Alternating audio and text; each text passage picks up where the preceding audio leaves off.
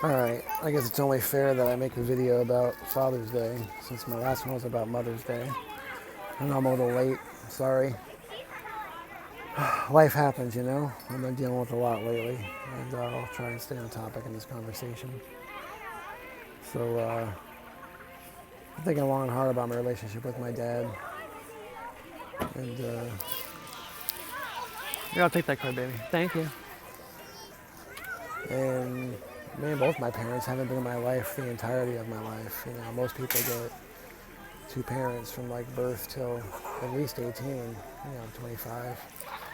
I had both my parents from like birth till 5, but my dad was a heroin addict, so from 0 to 5, he probably wasn't there very much. I mean, I don't remember him there very much. I mean, I do remember him there. I have vivid memories of either fun things or greatly traumatic things. And from 6 to 13, I lived with 12 and a half, I lived with my mom. And then from like 12 and a half to 17 and a half, I lived with my dad. And when I was living with my dad, my mom was no contact. She just didn't contact me at all. And up until that point, my dad had always tried to contact me or be in my life, so it was a very painted facade. It seemed like he cared about me. And then I moved out because my dad gave me the ultimatum to pay rent and live by his ways or leave. So I left because I was like, nah, man. And I think when I was 22, 21, 22, maybe even 23, briefly for like 6 months, I moved back with him for a little bit.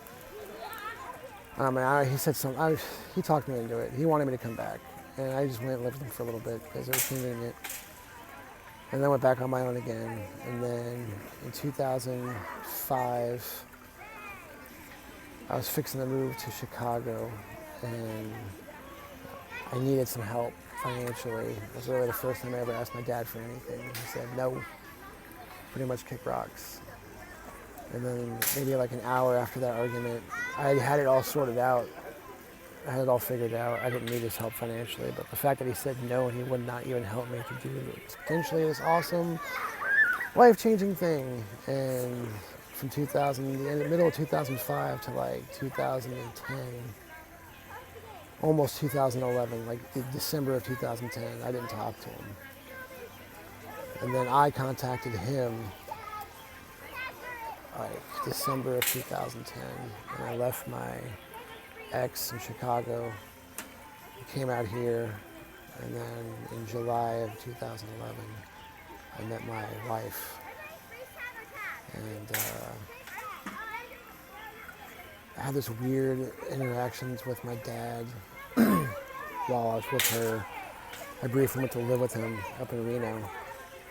And that only lasted about 3 weeks, and we really got into it. It was bad. I called the cops to get my stuff removed from the house because I was honestly just scared to fight with them. At this time, I was like 31, and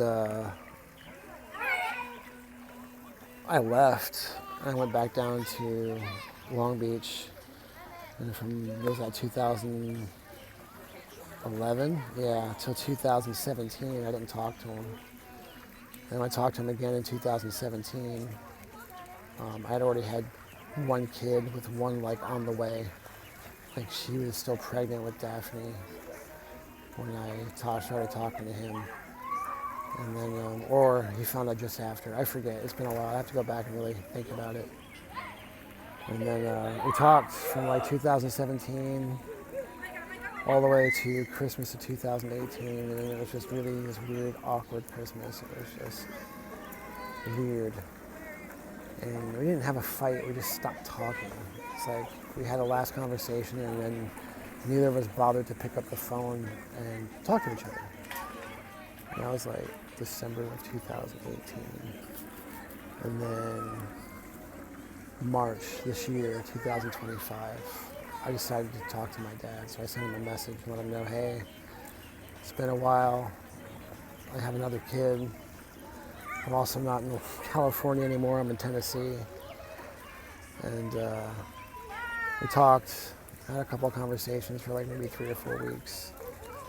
And then I had this one conversation that was just a hard conversation to have. I talked to him about me struggling here, and the job that I really enjoyed working at just wasn't cutting it, and I had to quit, and I was really having a hard time with that. Because I love this job. I love the freedom I had. I love the environment I worked in. I love the type of work I was doing. But my hours weren't there. I'm a flat rate technician, and I just wasn't making the hours, and I wasn't being able to support my family. It was causing all kinds of other rifts. I went into debt for this job, trying to give it a real chance. And I started talking to my dad right in the midst of this transition where I just started my new job, this job that I'm at now, running a shop, managing a store, my first official job, managing a store, and going through this. And I wanted to ask him for help because I really had nowhere else to turn to, but I didn't really ask him for help. I was just telling him about my situation. And that was really the last conversation we had together. And that was like the end of March 27th. It's like June 22nd. Father's Day has come and gone. He hasn't talked to me. Hasn't said, hey, happy Father's Day either. And I haven't said shit to him because he's a fucking narcissistic prick.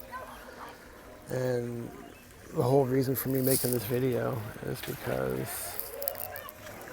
I've been thinking about all these transitions every single time that he hasn't been in my life and been in my life. Me contacting him, me contacting him, me contacting him.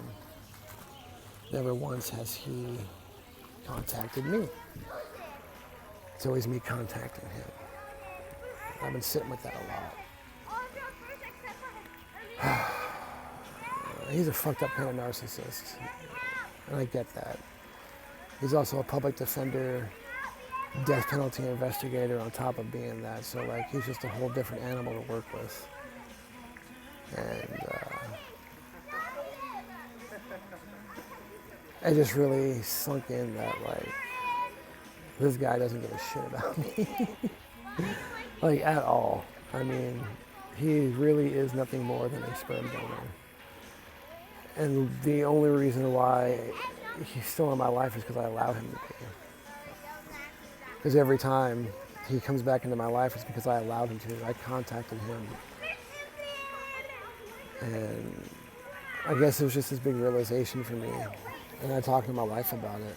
Like, I guess I know that the last thing to do is to argue or point fingers at a narcissist.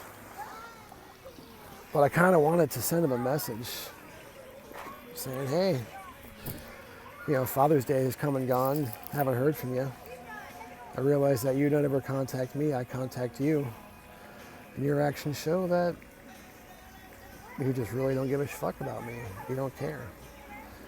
And with that realization, man, I hope you have a good rest of your life, but please don't contact me ever again because this bridge is burned. I no longer want anything to do with you. Have a nice life. I want to send that. I really do. I don't know if I'm getting it or not, but that's how I feel right now. And I don't feel bad. I guess I'm numb to it all. I mean, I guess maybe I'm still processing everything.